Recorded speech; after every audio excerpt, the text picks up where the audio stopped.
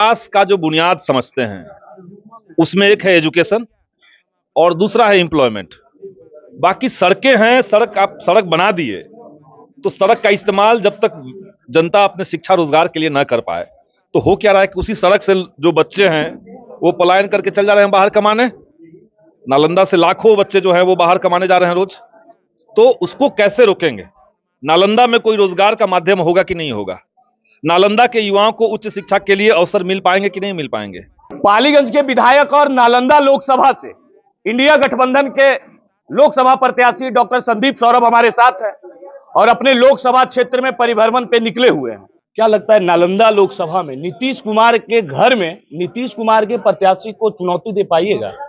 देखिए, चुनौती तो यहाँ की जनता देना चाह रही है। पिछले 15 साल से वो हैं और जनता ने जिस उम्मीद के साथ अपने जनप्रतिनिधि को चुना था वो उस उम्मीद पे खड़े नहीं उतरे हैं। जैसे जनता चाहती है कि भाई हमारे जो प्रतिनिधि हैं वो सदन के अंदर हमारे मुद्दों को उठाएं, लेकिन पिछले 15 साल में हमें याद नहीं है कि नालंदा के किसी मुद्दे को लेकर के सरकार के सामने आंख में आंख डाल करके सांसद महोदय ने कोई एक सवाल उठाया हो।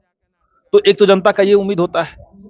जनता में जो अलग अलग हिस्सों के साथ जो घटनाएं होती है, जैसे समझिए कि नालंदा के युवाओं के समय एक समय बहुत आक्रोश आया जब अग्निवीर योजना सरकार ने थोप दिया। तो जनता ने जिसको चुना था उनको अग्निवीर योजना पे अपनी बात कहनी चाहिए थी। लोकसभा के भीतर उनको कहना चाहिए था कि भाई देश में अग्निवीर योजना लागू मत कीजिए। या प्रधानमंत्री फसल राहत बीमा योजना, तो जो फसल बीमा योजना सरकार का है, नालंदा की किसानों ने बार बार फसल की बर्बादी झेली है और उनको मुआवजा नहीं मिला है। कभी बाढ़, कभी सुखाड़, कभी आगजनी। तो ये सब मुद्दा को लेकर के जनता को उम्मीद थी कि हमारे प्रतिनिधि कुछ बोलेंगे सदन के अंदर, लेकिन आज तक ऐसा नहीं हुआ। इसलिए जनता चाह रही है कि उनको बदला जाए। जनता बदलाव चाह रही है और उसके तमाम कारण है, केवल नालंदा की समस्या नहीं है। पूरे बिहार में एक चीज का चर्चा रहता है कि नीतीश कुमार सबसे ज्यादा विकास नालंदा में किया है। नालंदा लोकसभा के आप परिभ्रमण पे हैं, नालंदा लोकसभा के लोगों से मिल रहे हैं। आपको नालंदा लोकसभा में सबसे बड़ी समस्या क्या चीज दिखती है? विकास का जो बुनियाद समझते हैं उसमें एक है एजुकेशन और दूसरा है एम्प्लॉयमेंट। बाकी सड़कें हैं, आप सड़क बना दिए तो सड़क का इस्तेमाल जब तक जनता अपने शिक्षा रोजगार के लिए ना कर पाए तो हो क्या रहा है कि उसी सड़क से जो बच्चे हैं वो पलायन करके चल जा रहे हैं बाहर कमाने। नालंदा से लाखों बच्चे जो हैं वो बाहर कमाने जा रहे हैं रोज। तो उसको कैसे रोकेंगे? नालंदा में कोई रोजगार का माध्यम होगा कि नहीं होगा? नालंदा के युवाओं को उच्च शिक्षा के लिए अवसर मिल पाएंगे कि नहीं मिल पाएंगे? नीतीश कुमार इसमें अगर कुछ बता पाए। जैसे आप जानते हैं कि बिहार में सरकार ने पॉलिसी बना रखी है कि एक अनुमंडल में अगर एक डिग्री कॉलेज है तो हम दूसरा डिग्री कॉलेज नहीं खोलेंगे। अब बगल का इस्लामपुर जगह देखिए, इस्लामपुर के सारे नौजवान चाहते हैं कि हमारे यहाँ एक सरकारी डिग्री कॉलेज हो जाए। सरकार अड़ी हुई है कि नहीं हम नहीं बनाएंगे। तो अभी जो कास्ट सर्वे का रिपोर्ट आया, आपने देखा कि बिहार में केवल 6% लोग ही ग्रेजुएट हैं। तो शिक्षा और रोजगार जब तक आप दुरुस्त नहीं कर पाएंगे तो ऊपर से रंगाई पोताई से विकास नहीं होता है, बुनियाद से विकास होता है। तो कई काम हुए हैं, ऐसा नहीं कि कुछ भी नहीं हुआ है, कहीं पे भी नहीं। हमारे यहाँ भी कई सारा काम हुआ है, बाकी जिलों में भी काम हुए हैं, लेकिन हाँ बेसिक काम बचा हुआ है। गरीबों का उत्थान कैसे हो, युवाओं को रोजगार कैसे मिले, बेहतर शिक्षा कैसे मिले, कैसे बिहार के बाहर जो है वो बाहर से बच्चे बिहार में क्यों नहीं पढ़ने आ रहे हैं, सब बिहार के बच्चे बाहर क्यों पढ़ने जा रहे हैं। तो ये तमाम सवाल अभी पेंडिंग पर है कि यहाँ के वर्तमान सांसद से यहाँ के लोगों की नाराजगी है, लेकिन मोदी जी का 400 पार मिशन है, उसको कैसे आप डिपेंड? मोदी जी से भी नाराजगी है और यहाँ के सांसद महोदय पे जो आपको दिख रहा है वो असल में बैकग्राउंड में मोदी जी खड़े हैं।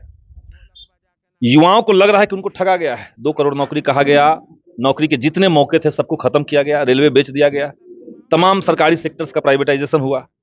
इतना ही नहीं, अग्निवीर योजना जब लाया गया, आप समझिए कि जो गांव देहात में किसान मजदूर के बाल बच्चे होते हैं उनके पास रोजगार का सबसे बड़ा माध्यम होता है सेना की बहाली जाना।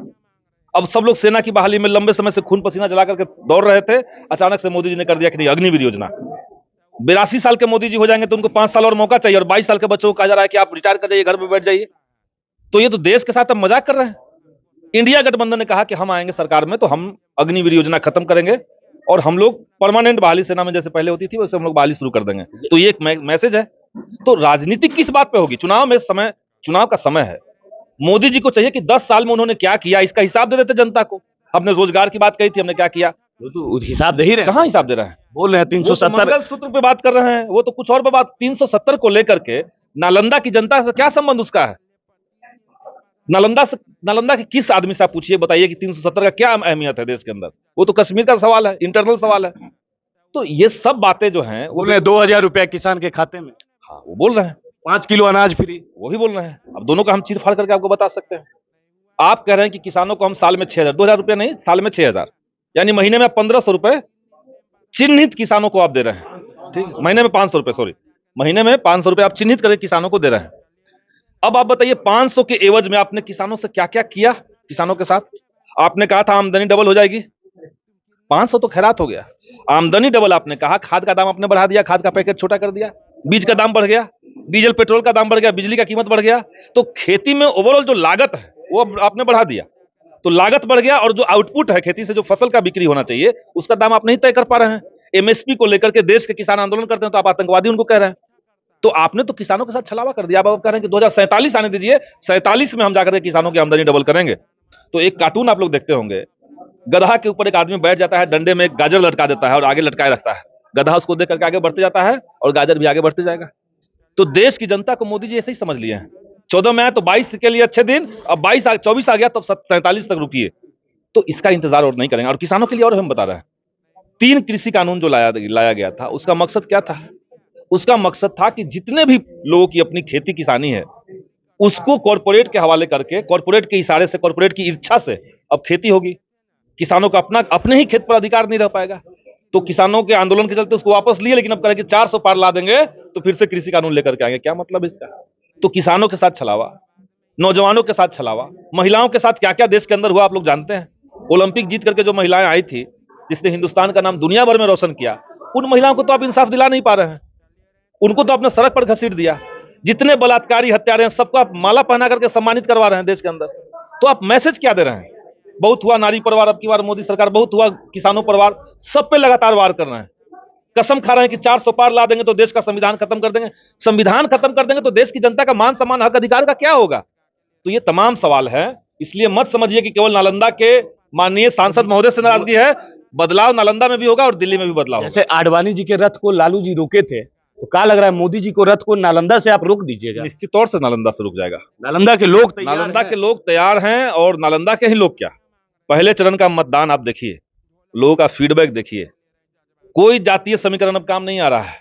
सब लोग एक साथ आकर के देश को बचाने के लिए, देश के संविधान को बचाने के लिए, नौकरी को बचाने के लिए सब लोग इकट्ठा होकर के सरकार को बदल रहे हैं। तो पहले चरण में सरकार का सुपड़ा साफ है, सब लोग जान रहा है, मोदी जी भी जान गए, तभी जाकर के वो राजस्थान में उलझुल भाषण दे रहे हैं, मंगलसूत्र का रोना रो रहे हैं। दूसरे चरण का मतदान कल हुआ, उसमें भी वही स्थिति है। तो सब जगह से तो ये खत्म हो रहा है।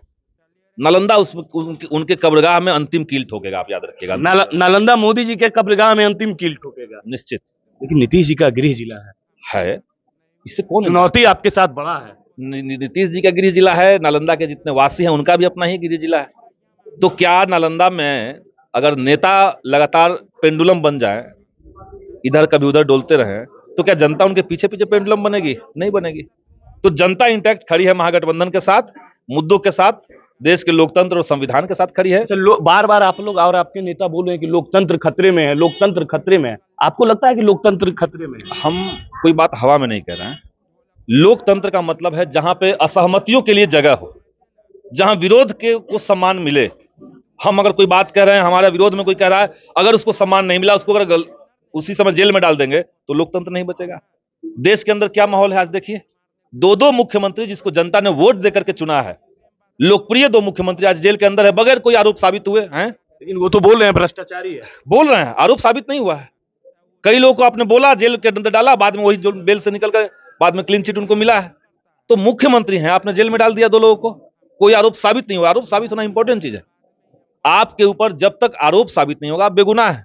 मोदी जी ने नियम बदल दिया 2018 में कि आप जब तक गुनाहगार हैं तब तक जब तक आप अपने आप को बेगुनाह साबित नहीं करते हैं, आप संविधान को सर के बल खड़ा कर दे रहे हैं, कानून व्यवस्था को सर के बल खड़ा कर दे रहे हैं, नेचुरल जस्टिस को आप खत्म करना चाह रहे हैं। तो 2 मुख्यमंत्री को आपने जेल में डाला। पूरी दुनिया ने देखा कि इलेक्टोरल बॉन्ड के माध्यम से भाजपा ने अरबों रुपए की संपत्ति गलत तरीके से अर्जित की। खाता किसका सीज हुआ? कांग्रेस का। पूरे देश के अंदर तेजस्वी यादव जी के यहां कितनी बार छापा पड़ा ईडी सीबीआई का, कुछ नहीं निकला। आप फंसाए रखना चाहते हैं सबको। तो पूरे देश के अंदर विपक्ष खत्म आप करना चाह रहे हैं। जितने संवैधानिक संस्थान है सबका आप मिसयूज कर रहे हैं। देश के चुनाव आयोग को अपनी जेब में रख लिए हैं। सुप्रीम कोर्ट के चीफ जस्टिस अगर आपके खिलाफ कोई निर्णय देते हैं तो 600 वकीलों से आप लिखवा करके धमकी दे रहे हैं उनको। तो लोकतंत्र खतरे में और किसको कहते हैं? यही तो लोकतंत्र का नालंदा के लोग अगर आप पे भरोसा जताते हैं तो प्रथम प्राथमिकता नालंदा के लिए और यहाँ के लोगों के लिए आपका क्या? देखिए, नालंदा के जो भी सवाल हैं, नालंदा में जल संरक्षण का सवाल है, नालंदा की जो ऐतिहासिकता है, इसका जो गौरवशाली इतिहास है, उसको समृद्ध करने का जरूरत है। यहाँ पे राजगीर जैसे एक जगह है, वहाँ उसको देश के अलग अलग इलाकों से, अलग अलग मेट्रोपॉलिटन शहर से उसको कनेक्टिविटी करने का जरूरत है। यहाँ पे यहाँ के नौजवान को रोजगार मिल पाए, इसके लिए यहाँ फैक्ट्री की जरूरत है। जितने किसानों का भूमि अधिग्रहण हुआ है नालंदा के अंदर अलग अलग प्रोजेक्ट में, उनको मुआवजा की जरूरत है। तो इन तमाम मुद्दों को लेकर के हम लोग संघर्ष करेंगे, सदन में उठाएंगे। और सबसे बड़ी बात की शिक्षा को मजबूत करने के लिए क्या और किया जा सकता है नालंदा में, उस पर हम लोग काम करेंगे। यहाँ के युवाओं को रोजगार मिलेगा, हम लोग यही प्रयास करेंगे, इसी के लिए संघर्ष कर रहे हैं। चलिए, तो हमारे साथ इंडिया गठबंधन के प्रत्याशी डॉक्टर संदीप सौरभ हैं, जो पालीगंज से विधायक भी हैं और ये अपने क्षेत्र नालंदा लोकसभा क्षेत्र के तमाम गांवों में जा जाकर लोगों से अपने पक्ष में मतदान करने का अपील कर रहे हैं। आज हमारी इनसे बातचीत हुई, और इनके साथ जो बातचीत हुई, बहुत सारे सवालों का इन्होंने जवाब दिया। इनके जवाबों पे क्या आप लोगों को लगता है कि जो ये बोल रहे हैं वो सच्चाई है और इन पे एक बार भरोसा किया जाना चाहिए?